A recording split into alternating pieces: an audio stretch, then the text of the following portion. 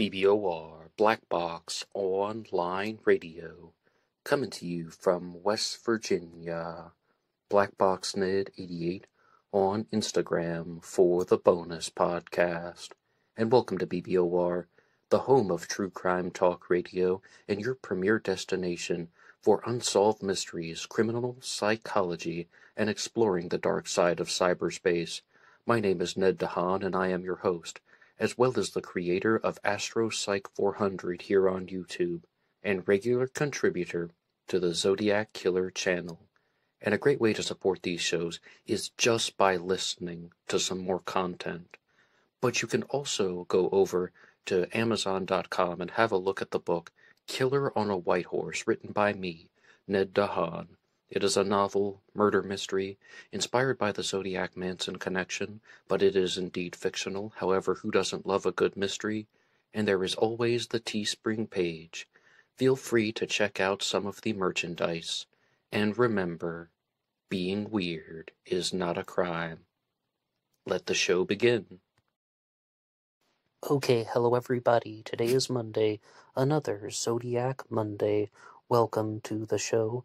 There are a whole bunch of Zodiac topics that I will be going through in this episode, as well as responding to your questions and comments at the end. The first one is that I've been corresponding with Ray Grant, who is the author of Zodiac Killer Solved, and he has a new book out called Zodiac Killer Dreams, a time travel mystery. And to be very clear, this is a novel. It is fictional, but it is inspired by the real-life Zodiac crimes that took place in 1968 and 69. And in Ray Grant's theory, he also incorporates the murder of Sherry Jo Bates in 1966 into the workings.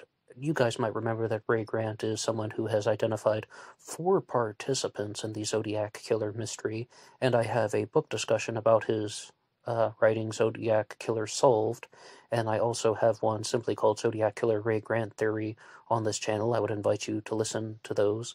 But about this one, Zodiac Killer Dreams, a time travel mystery, there are some recreations of the crime scenes that took place in the 1960s, and do you ever wonder what it would be like to be a fly on the wall, some type of observer to events in history? And what would it be like to experience these things firsthand? And when it comes to the Zodiac Killer world, absolutely, I have thought about that. The Zodiac was a serial killer who operated in the 1960s, and so many times I've wondered, what would it have been like to actually have been there? And as I said, this is fictional, so there are some creative liberties involved, but why not? I mean, I also wrote a book, Killer on a White Horse, that was inspired by some of the Zodiac material, and I wanted to do it in a fictional way. But a big difference is in Zodiac Killer Dreams, Ray Grant is talking about the real people, and he uses their real legal names, whether it's Sherry Jo Bates or David Faraday or Betty Lou Jensen, and even the suspects. As I said, his theory has 4 participants: Michael O'Hare, Gareth Penn, Gareth Penn's father Hugh Penn, and Michael O'Hare's mother Berta Margulies. So it is a bit different. And I have a message here from Ray Grant that says, the novel would probably fit more into the science fiction time travel category rather than the Zodiac Killer category, but I just thought you might find it of interest because it does contain recreations of the Riverside and Lake Herman road crimes in chapters 10 and 13, and there is a table of contents, and if you do get the electronic version, as I did, you can skip around and go right to those chapters.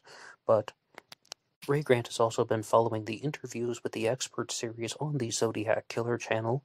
I'm also the host of that program, and he says some things here about some recent guests that we have had, particularly Richard Grinnell of ZodiacCyphers.com and Michael Butterfield of ZodiacKillerFacts.com. Ray Grant says, I may send you a response to some of the Richard Grinnell comments in the Experts video, for example. And Ray says that his theory clashes with Richard's theory, and in the exact way is because Ray Grant has a multiple perpetrators view of the case, and I have discussed this with Richard Grinnell many times before the interview, just via correspondence. And what Richard Grinnell had said to me is most Zodiac Killer researchers think that there was a single participant, but these are unsolved crimes, in whether it's 1966 or 68 or 69. These are unsolved cases, we don't know who the actual killer was. And Ray Grant is not alone. There are a lot of people out there who think that there was a group of people who planned the Zodiac killer murders, whether it's just at the end of the 60s or, like some people, all the way up until 1981 with the murder of Joan Webster, or maybe 1986 with the Sacramento Freeway murders. Who really knows? But some people think there were multiple participants or that there were accomplices. It's an unsolved case, so we simply do not know. But what Richard Grinnell had said to me was, most people think that there was one person who was responsible for the crimes from 1968 to 69, beginning with the Lake Herman Road murders and culminating with the murder of Paul Stein on October 11th of 1969. The final message from Ray Grant is, by the way, your interview with Michael Butterfield was absolutely hilarious. I find it amusing, as you did, that Butterfield refused to mention me by name, referring to Ray Grant, no matter how you prompted him. He's afraid I'll respond, I guess. I will send you a detailed response to that video when I have time, and that is always welcome, and any of the previous guests on the Zodiac Killer channel's interview with the expert series are welcome to send things to BlackBoxOnlineRadio at AOL.com if they have a piece that they want read aloud on the show, or maybe even they have like an audio clip or something. They can send that to me, and I will definitely share things from different points of view. And another piece of news, the Zodiac Killer channel, Zodiac Killer Insights series, I guess is the exact name, morphed into a new channel about 3 months ago called A Shattered Mirror.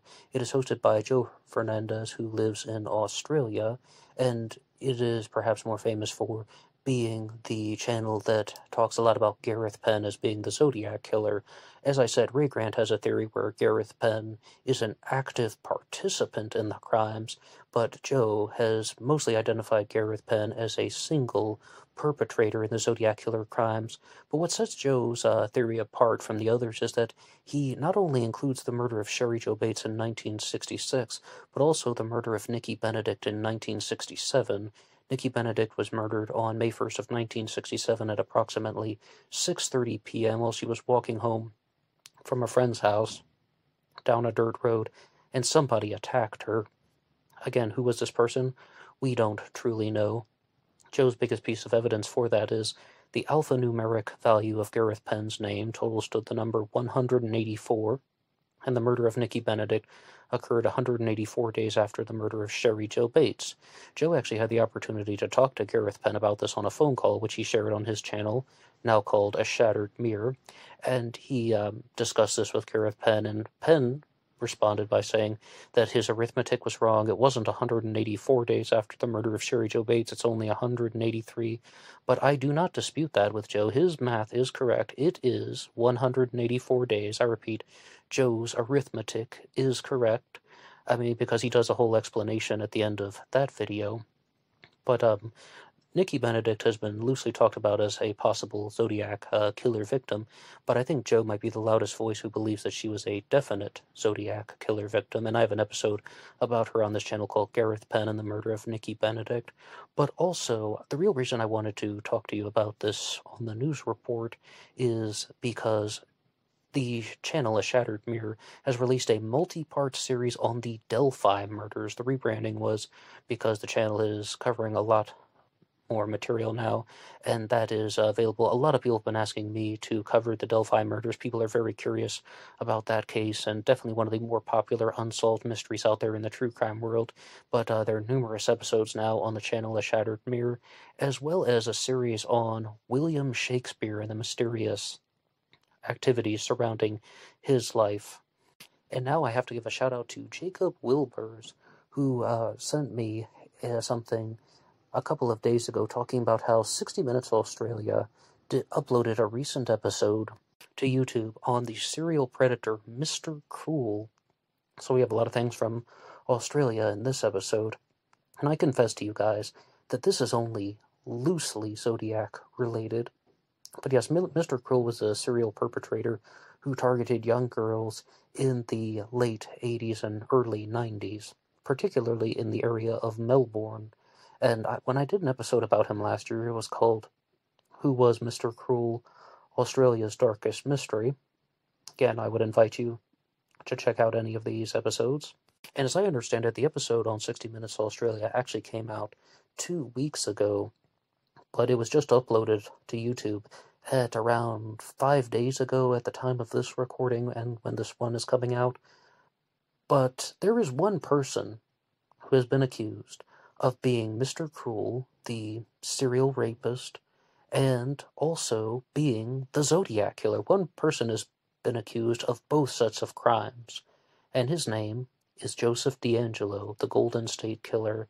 And I think almost everyone who looks into the Mr. Cruel case thinks that there are an enormous amount of similarities between the Golden State Killer and Mr. Cruel. But Mr. Cruel primarily was not a serial killer. I mean, there are possibly additional crimes that he committed, but he's most famous for only one murder, the murder of a girl named Carmen Chan. He was known in his quote-unquote canonical crimes to abduct young girls around the preteen age, maybe 11, 12, 13, and he would hold them hostage for a period maybe around 48 hours, 2 days, thereabouts, and then release them while they were still alive. Murder was not his primary objective, but with the murder of Carmen Chen, not only was she killed, but she was shot 3 times in the back of the head. And they discussed this heavily in the 60 Minutes Australia documentary, saying, now, hey, wait a second. This guy, Mr. Cruel, he never bragged about his crimes. How do we know that that was even him? That is completely different than the other crimes. I mean, could that not have been another murderer? And again, unsolved cases, but they believe that Carmen Chan was murdered because she either saw his face or that she recognized something in the room where she was being held hostage that could have revealed his identity, and he shot her 3 times in the back of the head, not only execution style, but an overkill execution style, because he was so mad at himself for allowing his identity to be revealed. And it's been a long time since I did the episode. It was actually about 10 months ago when I did that one here on this channel. But I do remember one thing, is that he wore a ski mask of sorts almost the entire time when he's in the presence of these girls, or at least doing something that would obstruct their view, like putting a blindfold on them. So there's no direct composite sketch of Mr. Cruel. But as you hear, those crimes are quite different than the Zodiac Killer crimes, and the Zodiac Killer Golden State Killer connection is mostly promulgated by Ann Penn, who is the author of Serial Slaughter Zodiac, as well as Golden State Killer Zodiac Solved. What If? I always say that backwards. The title of the book is What If Golden State Killer Zodiac Solved, or something like that. Please forgive me, it's a title with a lot of words. So the reason why people think that the Golden State Killer could also be Mr. Cruel is just because he was a very methodical home invader. Both of them, I should say, were home invaders, and the type of person that would stalk out the victims. And I always tell the story that I heard about Joseph D'Angelo, about how one time he had to have sat in the bushes for 4 hours just waiting for someone to come home so he could attack them. I mean, we're talking 4 hours. This is well before cell phones and internet and data and all of those things. So he's just sitting there waiting for 4 hours for somebody to come in. Cold, methodical, and calculating is an understatement. And with Mr. Cruel, very similar. Also, both the Golden State Killer and Mr. Cruel would incapacitate and debilitate the older people in the house. Like, say, for example, if you wanted access to a younger victim, tie up somebody. And there's a very famous story about the Golden State Killer that he once tied up one of the people in the house. I believe it was a husband and wife who were attacked, and that he tied the husband up and put dishes on his back, and said if he ever heard one of the dishes fall, like he tries to break free from their restraints and the dish falls off his back, then he's going to kill both him and his wife.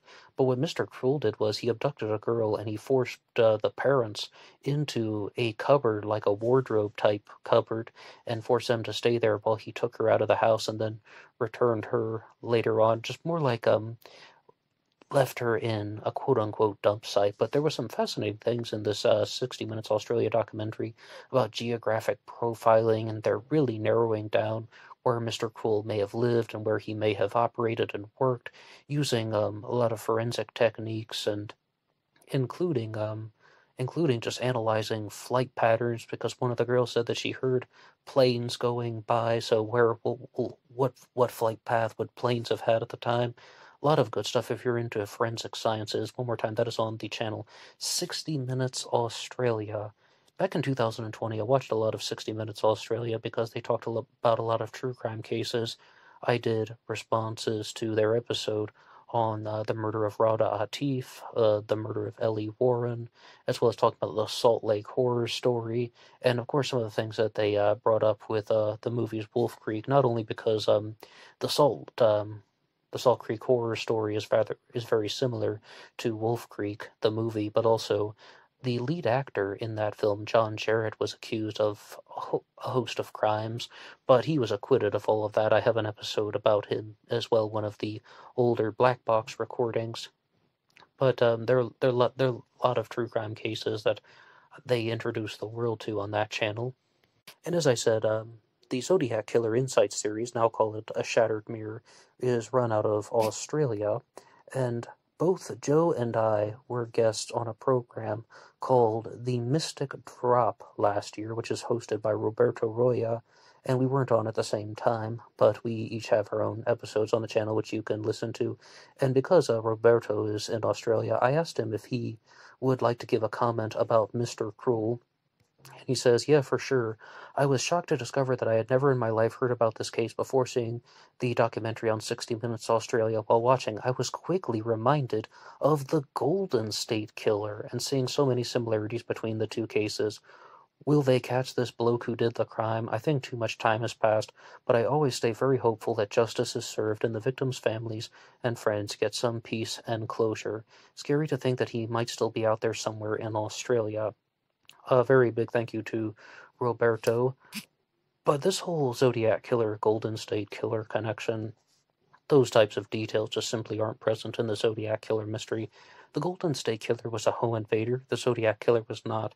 He mostly went, actually almost every time he went outside to murder his victims. I was about to say, the final Zodiac crime was on October 11, 1969, the murder of Paul Stein, the taxi driver, and he was killed inside a taxi cab, but that is hardly inside somebody's home. But at Lake Herman Road, the victims are outside. Blue Rock Springs, the victims are outside. Lake Berryessa, the victims are outside. The Golden State Killer was also a sexual perpetrator. The Zodiac was not. The victims were not molested or sexually assaulted. At the Lake Berryessa stabbing on September 27th of 1969, the Zodiac Killer had Cecilia Shepard tied up and bound, and he could have attacked her and easily had access to sexually assault her, but he did not. Or if he were a homosexual, like many people think the Zodiac Killer was indeed a homosexual, he could have done something to Brian Hartnell, but he did not.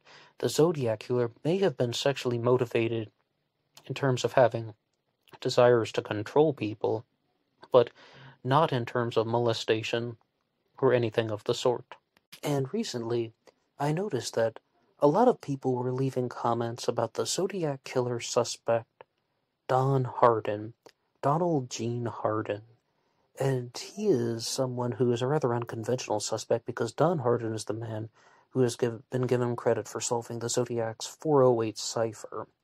Don Hardin did it with the help of his wife Betty, and you might see them just referred to as the Hardins in numerous publications.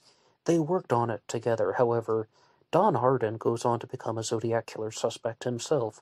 The Zodiac Killer Identified channel is mostly devoted to looking at info that might suggest that Don Hardin was the Zodiac, and there's even a large amount of linguistic analysis that is done on the channel, or looking at certain types of writing and certain types of marks on the paper that might suggest that Don Hardin could have been the Zodiac, and this whole thing about how he solved the 408 cipher, well, it was all a ruse. The Zodiac Killer mailed 4 confirmed ciphers, but the 408 was the first one, mailed in 3 parts to 3 different newspapers, the San Francisco Chronicle, San Francisco Examiner, and the Vallejo Times-Herald. And the real trick, as I understand it, is the part that was mailed to the Vallejo Times-Herald had to be put first, and then once the pieces were in the correct order, then a substitution method could be employed. Don and Betty Hardin simply thought that, well, this guy's so full of himself, the first word is probably I, the first letter and word, I should say, is I, and then that gave them the word kill, because kill has an I and two L's, so once they had the double L, they could see that the next word was I like. So it's I like killing, and I think a lot of that is just, not exactly chance, but, yeah, I guess you could say chance, or that, I like killing allowed them to get the key that they would then use to solve the entire cipher. But the reason why I want to talk about Don Hardin as a Zodiac killer suspect now is because of a particular video that is going around online. It has been shared on some other channels. Zodiac Killer Identified has posted the video of Don Hardin on America's Most Wanted. It's also on Tom Voigt's channel. Zodiac Killer Official is the way you can find that on YouTube now. But on Black Box Online Radio, as well as on these other channels that I've been talking about, people have been saying that Don Hardin admitted to being the Zodiac Killer on national television when he was interviewed for America's Most Wanted. He said, the biggest thing is, I fool you, meaning and suggesting that he has a deep, dark secret. He was an active participant in all of this. Maybe he was even the Zodiac Killer in all of this. And now, here's the time when I can just sit back and let you guys hear the audio clip, as well as the video. I mean, you can watch for yourselves to those, or some people listen to this thing while they're going to sleep, or they're out driving or something. If you have the chance, you can watch the video. What do you think? What is he saying? Is he saying, I fool you? The biggest thing is I fool you? Or is he saying something else? Similar repeated pattern. And the major thing was that we felt that the word kill or killing would appear in his code, and the word I, because he had an ego pattern. And the major thing was that we felt that the word kill or pattern. And the major thing was that we felt that the... Okay, and that was Don Hardin, the Zodiac Killer suspect, but more famously the guys who solved the 408, talking in his own words, and you heard it at 3 different speeds. And I wanted to play the clip that was posted on the Zodiac Killer Identified channel, which again is mostly devoted to looking at Don Hardin as a suspect. What was he saying? I know that sounded a little bit weird, but by the way, this is true. If you ever go to central West Virginia, you will hear people talking in that slow speed, like the one at the end, so that sounds totally normal for me.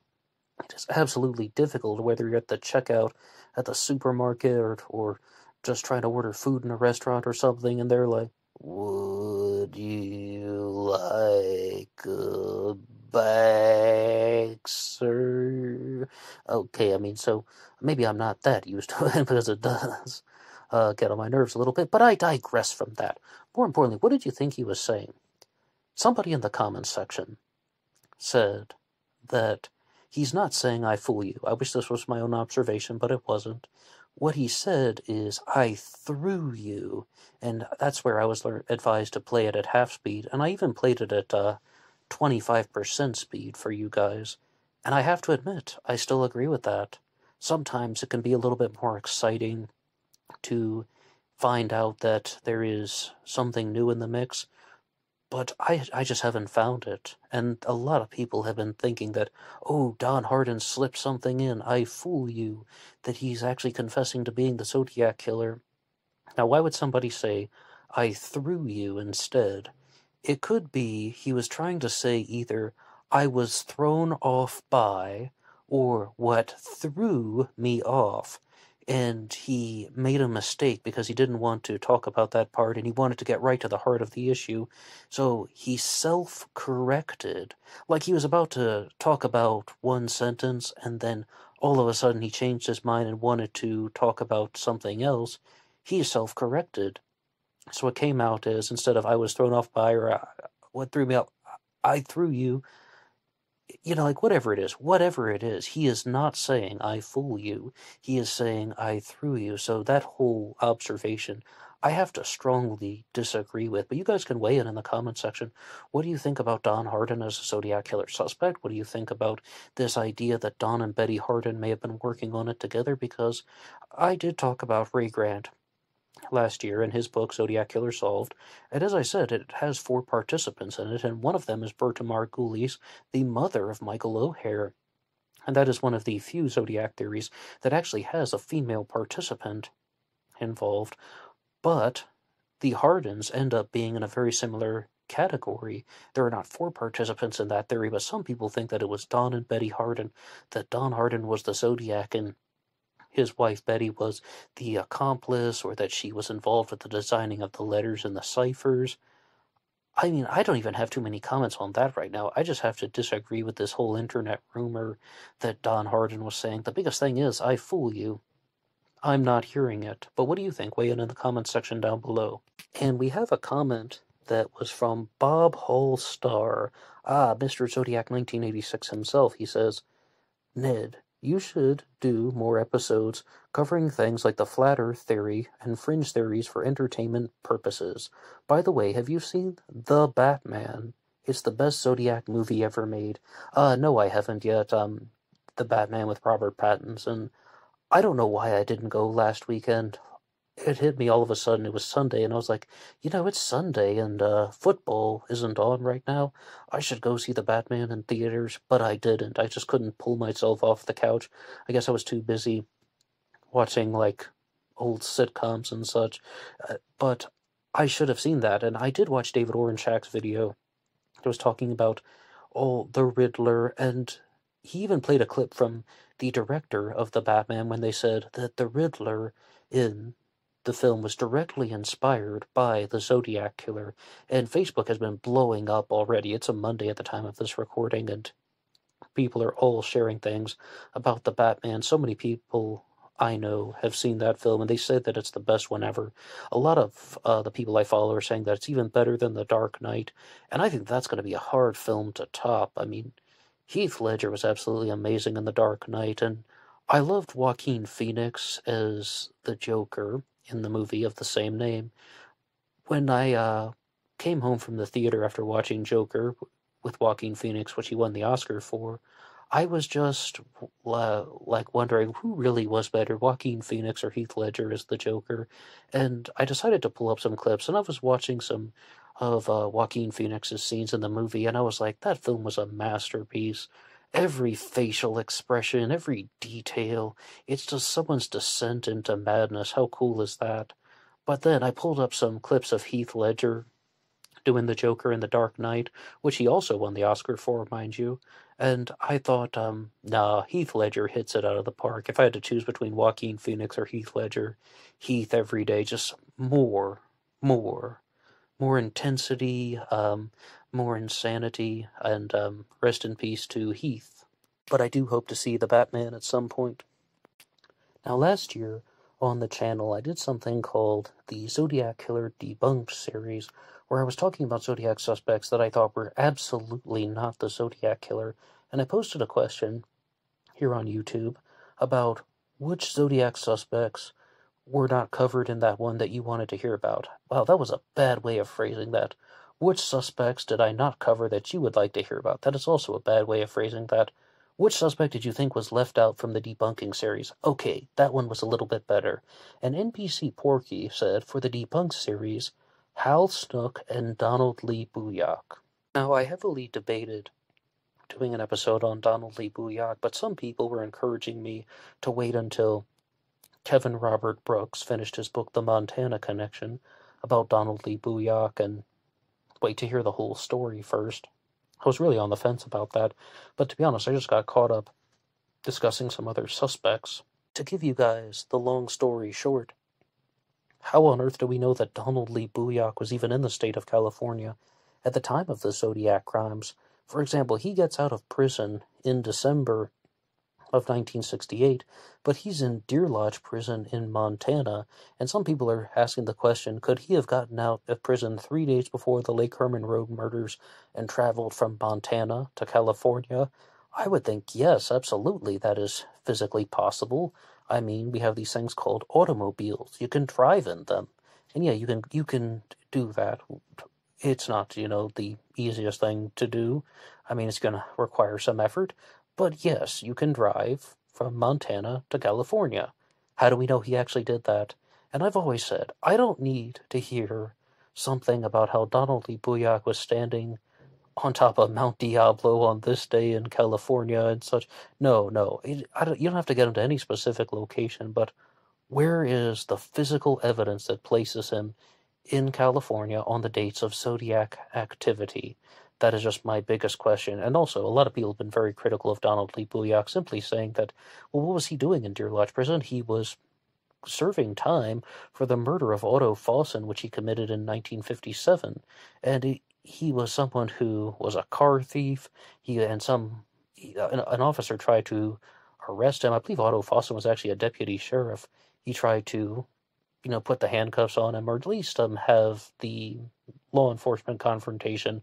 And I wasn't actually a first-hand observer, so what stage of the arrest was going down, uncertain. But he's in this confrontation with Donald Lee Booyack, and Booyack shot him 5 times in the chest and in the neck.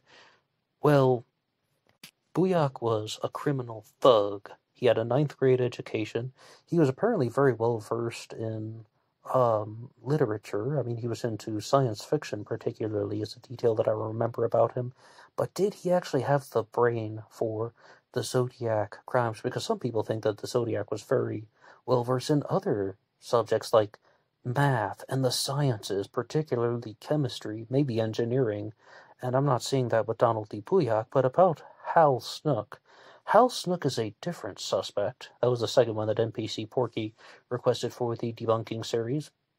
And Hal Snook is a different type of suspect because he hasn't been accused of all of the murders. He is Thomas Horan's suspect for the Zodiac hoax theory, so it's only relevant to writing the letters. And again, the hoax theory is writing letters taking credit for a murder that he did not commit, or multiple ones. For a while, Thomas Horan accused Hal Snook of committing the murder of Paul Stein, but now he has since retracted that theory. Or, maybe he thought of something else. I don't want to put words in his mouth. But with Hal Snook, I think that we would have to look at the side palm print testing, also known as writer's palm, which was said to have helped exonerate Arthur Lee Allen, and just find out, did Hal Snook write the letters or not? And it's my understanding that the only side palm print and or writer's palm they have is from the 1974 Exorcist letter, but Thomas Horan does indeed accuse Hal Snook of writing that. That should be a pretty easy one to figure out if he wrote the letters or not. But a genuine point of contention that I would propose is Hal Snook was not a gifted underachiever. No, instead, he was actually a very accomplished California narcotics officer. And just that, he went on to found the California Narcotics Officers Association, if I got that right, an organization which still exists to this day. He was very well decorated and well respected. He was an expert witness at trials, and he could testify about which batch of meth was cooked in which laboratory. So he definitely doesn't fit that whole mold about how some people think that there's this profile of the Zodiac Killer out there, where he was a gifted underachiever, working a solitary job, perhaps somebody that was either very well read or very well educated, but they didn't have a lot of accomplishments. And that's why I thought it was really interesting when the Nancy Drew channel was proposing a suspect named John L. Johnson, who was a custodian at one of the high schools. And somebody like that, a lot of people incorporate those elements into their theory, but the guy from the Nancy Drew channel then moved on to Gary Post, and then to Gary Post's business partner, Rodney Hamlin. I'm not really sure where his thought process is right now, but Hal Snook is definitely in a different direction. He is educated, he is well respected, and he is also someone who did have a first-hand connection to one of the Zodiac crime scenes, that being the Lakeberry as a stabbing. He is the man who made the cast of the footprints. But what I haven't seen is just what type of illegal activity is Hal Snook involved in. How is he a criminal? And these aren't even my own words. I heard this from Mark Hewitt, who is the author of Hunted, Profiled, and Exposed, 3 books about the Zodiac Killer, and he is a believer in the Unabomber connection, the Zodiac Unabomber connection. Mark has also been a guest on the Zodiac Killer channel's Interview with the Experts series.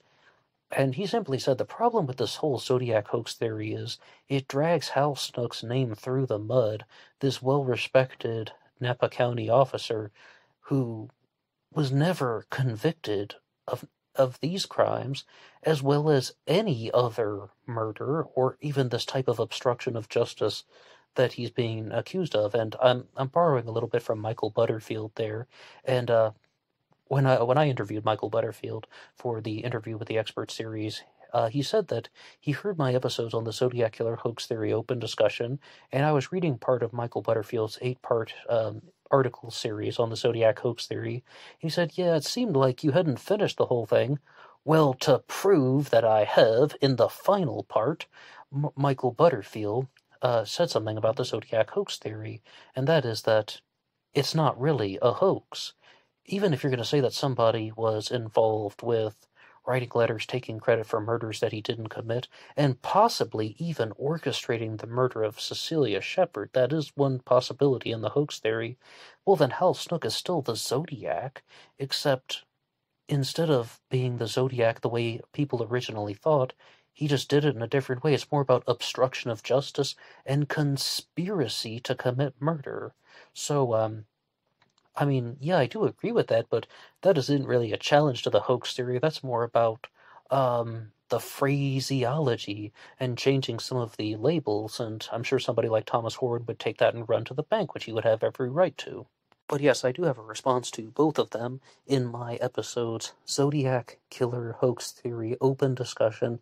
It's a 5-part series where I talk about the claims of Thomas Horan, as well as the response written by Michael Butterfield, his 8-part article series, all the way to the end. And it's just that open discussion means looking at it from all sides, looking at anything that has been written about the case. I also brought up some stuff from Mike Morford and David Orenchak in that one. Lots of things on Black Box Online Radio. Please like and subscribe. But finally, I have something here that was sent to me by Bruce, who uses the YouTube name BH, and he sent a postcard to me that somebody thought may have been written by the Zodiac Killer.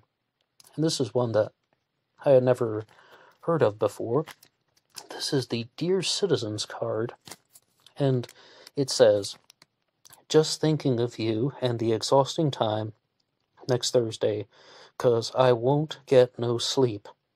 Am now goin' gamblin', and it looks like it says either Nice or Hess.